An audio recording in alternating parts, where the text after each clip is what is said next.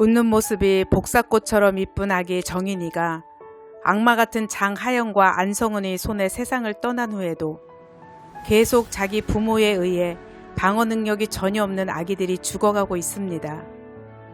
아기에게는 세상의 전부일 친부모의 손에 의해서 말이죠. 탯줄도 안 뗀 영아를 화장실 창밖으로 집어던져 얼어 죽게 하고 출생신고도 하지 않은 8살 딸을 아이 아빠에게 복수하기 위해 친모가 살해합니다.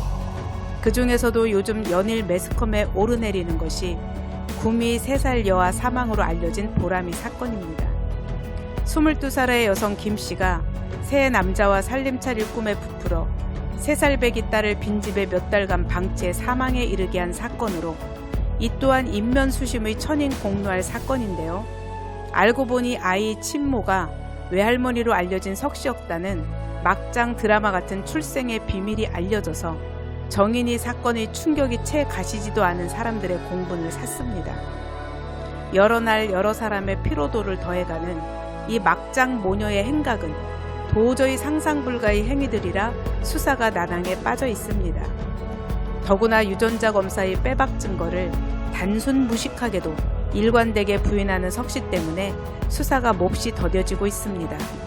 석씨 주변의 많은 남자들이 유전자 검사를 하는 등 사건의 본질은 간데없고 이제는 전 국민이 이 미스테리한 사건을 나름 추측하며 시나리오를 쓰는 지경에까지 이르렀습니다.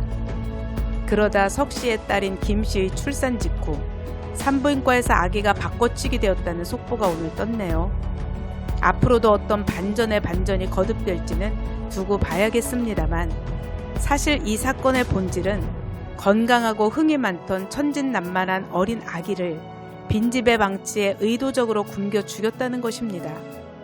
어떤 변명과 어떤 이유를 늘어놓는다 해도 이 막장 모녀의 만행은 도저히 사람의 성정으로는 이해할 수도 없고 이해하고 싶지도 않은 잔인한 일입니다.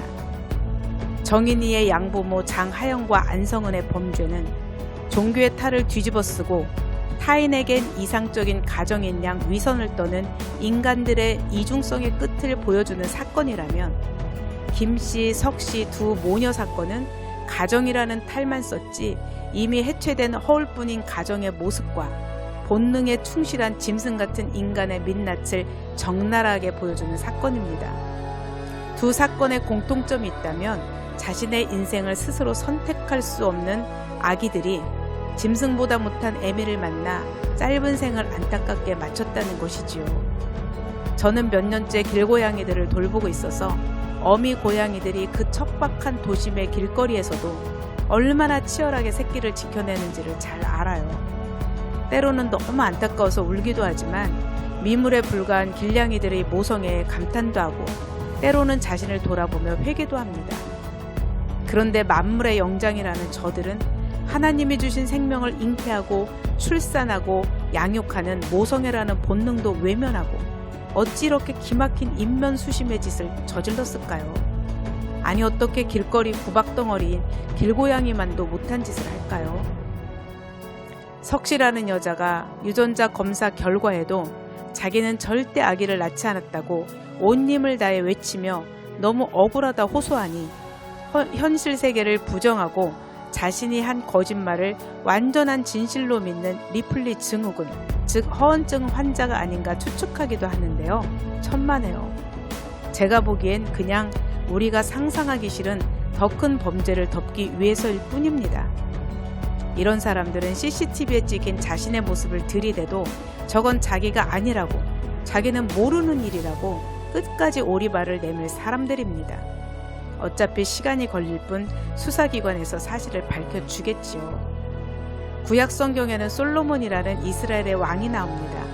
다윗의 아들로 이스라엘의 3대 왕이었죠. 지혜의 상징이기도 합니다. 그는 하나님께 일천번제를 드리고 원하는 것을 주시겠다는 하나님께 듣는 마음을 주사 백성을 재판하여 선악을 분별하게 하옵소서 하며 지혜를 구했습니다. 송사를 듣고 분별하는 지혜를 구한 것이지요. 어느 날 창기 2사람이 재판을 받으러 왔어요. 두 여인은 한 집에 살았는데 3일 간격으로 아들을 낳습니다. 한 여자가 밤에 잠을 자다 자신의 아들을 깔아 죽이고는 다른 여인의 아들을 바꿔치기 해놓습니다. 아들을 바꿔치기 당한 여인이 아침에 젖을 먹이려다 보니 자기가 낳은 아이가 아니어서 서로 쟁론하다 왕 앞에까지 재판을 받으러 온 것이었죠.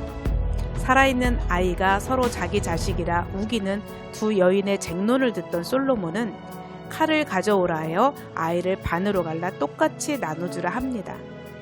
한 여인은 아이를 죽이지 말고 상대편에게 주라 하고 한 여인은 둘로 나눠 누구의 아이도 되지 못하게 하라 합니다.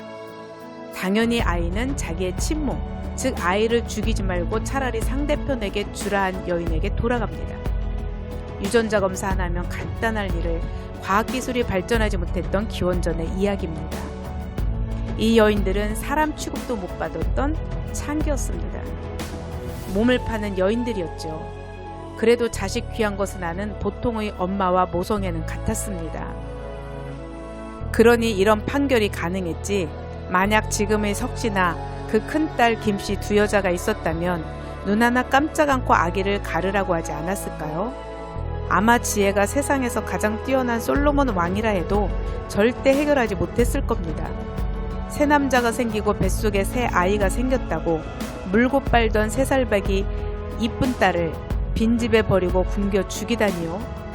그 엄마란 여자는 아무도 모르게 딸을 낳아 자신의 큰딸이 낳은 아이와 바꿔치기를 하고는 완벽한 유전자 검사 결과에도 모르쇠로 일관하며 자신은 억울하다를 외치고 있으니 그래도 진짜 자기 자식이라면 어떡하든 살리려고 하겠지 하는 엄마의 모성애에 기댄 솔로몬의 판결은 보도 듣도 못한 막장 미스테리 사건에는 절대 해당 사항 없음 아니겠습니까?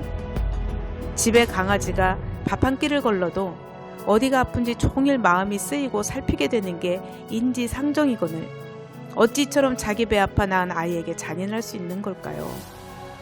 제 아버지는 경찰이셨고 제가 사춘기 시절 충청도의 시골 지서에서 근무하셨는데 지금은 청남대로 알려진 대청댐에서 토막살인 사건이 일어났습니다. 전국에서 모여든 취재진이 머물 공간이 없던 그 시절 우리 가족은 지서 옆 아버지께서 손수 지으신 사택을 취재진들에게 내어주고 친척 집으로 며칠 옮긴 적이 있었습니다. 알고 보니 지체 장애가 있던 아들을 아버지가 살해해서 토막내어 댐 근처에 유기한 것으로 밝혀졌습니다. 그때는 정말 이런 범죄가 드물었기에 충격이 오래 갔고 댐에서 나룻배를 타고 놀던 저는 오랫동안 공포에 시달려야 했어요. 수십 년 전에 그때보다 세상은 점점 악해져 가고 있죠. 욕망이라는 이름의 전차에는 브레이크가 없습니다. 멈출 줄 모르는 탐욕과 탐심은 에덴 동산에서 하나님의 명령도 불순종하는 결과를 가져왔죠. 모든 건 다 내 마음대로 하라. 하지만 선악과 하나만 따먹지 말라는 그 하나도 기어이 따먹는 게 바로 인간입니다. 그래서 우리 모두에게는 하나님의 은혜가 필요한 것입니다. 저는 그래서 오늘도 이렇게 기도합니다. 주님, 믿음이 없고 패역한 세대이오나 진노 중에라도 자비와 긍휼을 베푸시옵소서. 주님의 은혜를 충만케 하옵소서.